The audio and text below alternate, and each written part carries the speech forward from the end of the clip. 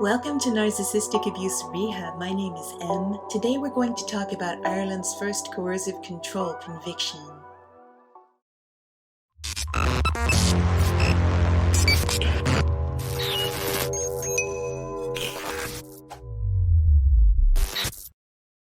When we talk about coercive control, we're referring to a pattern of acts used by one person to secure emotional, psychological, and financial dominance over another person.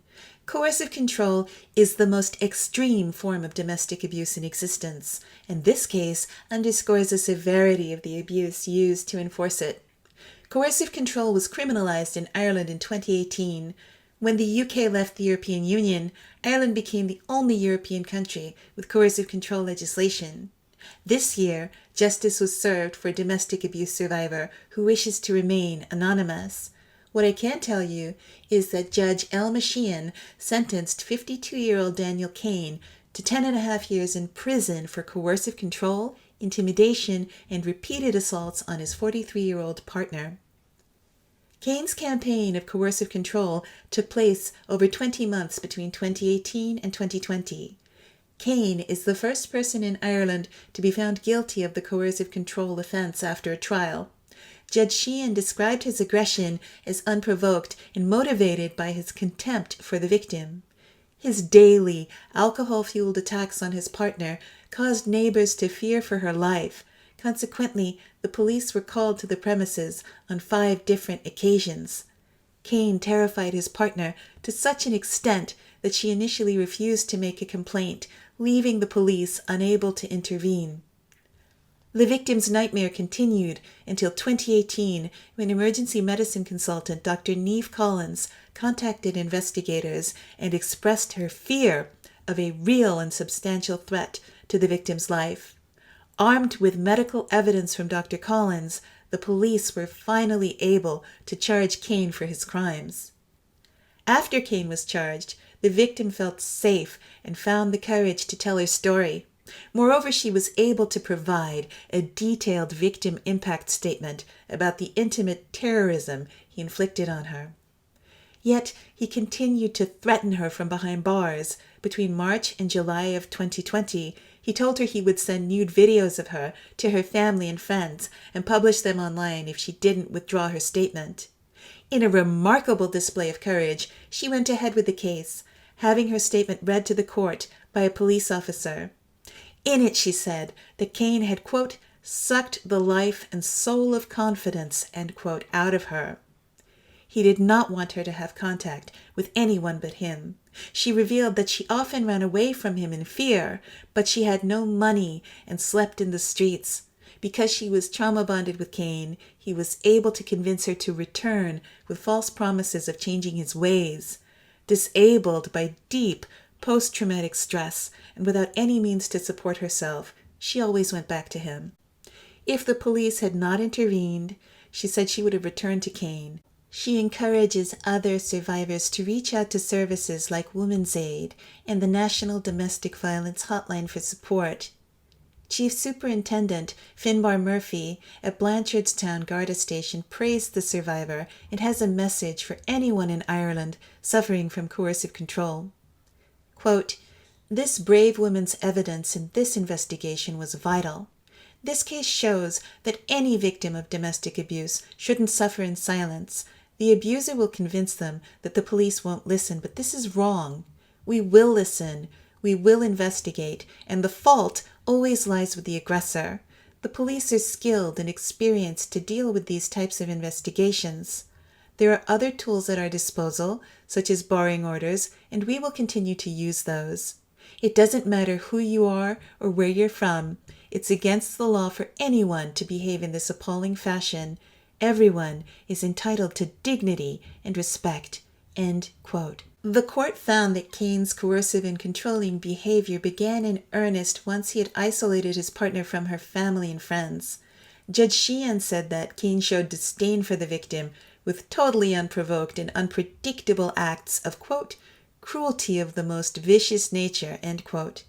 This included financial abuse, punching with a closed fist, burning her foot with a cigarette leaving a permanent scar, cutting her face and neck with a pizza slicer, stomping on and fracturing her arm in several places, headbutting her as she was recovering from nasal surgery, and strangling her, leaving bruises and cuts on her throat.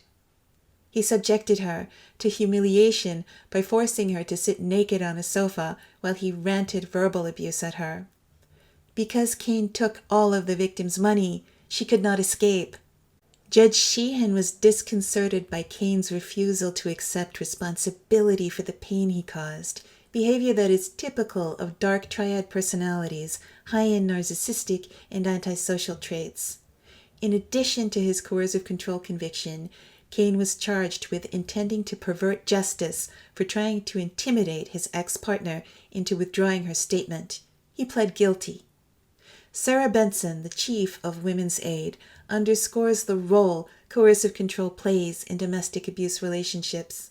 She describes the pattern of abuse as, quote, tactics designed to isolate someone, erode their self-esteem and their sense of self-worth, end quote.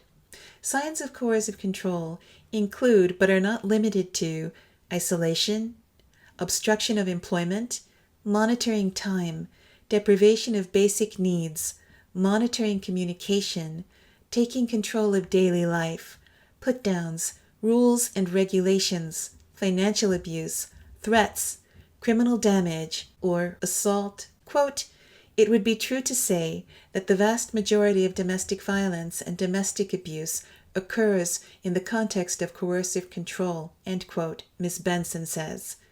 She continued, criminalizing coercive control is an incredibly important piece of legislation because this is how domestic violence and domestic abuse manifests itself.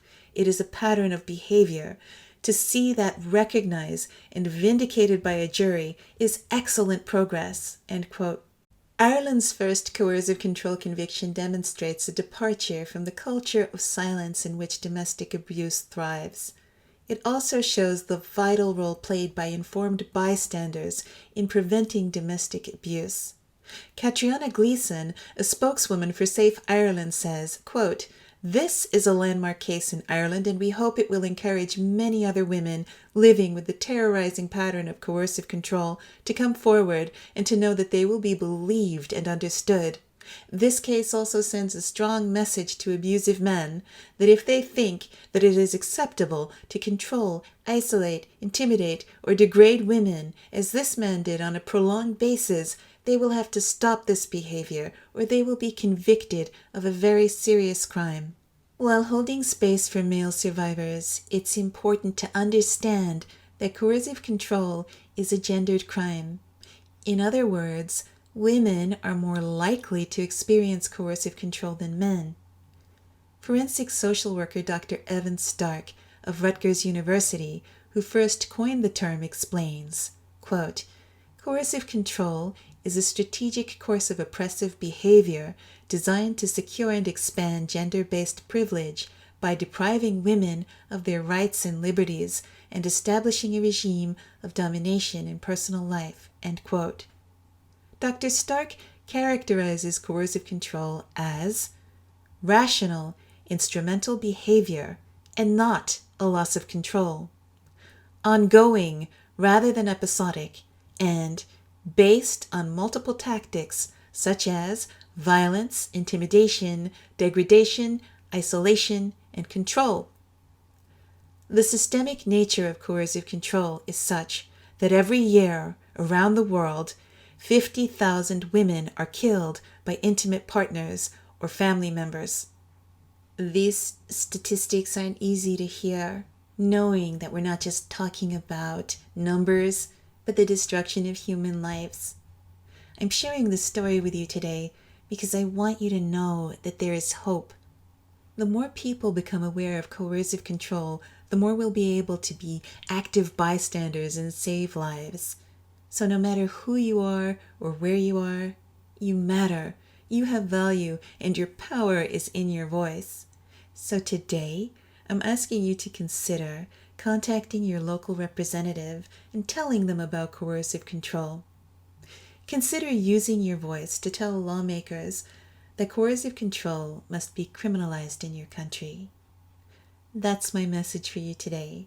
Now it's your turn to share your thoughts about Ireland's landmark coercive control conviction.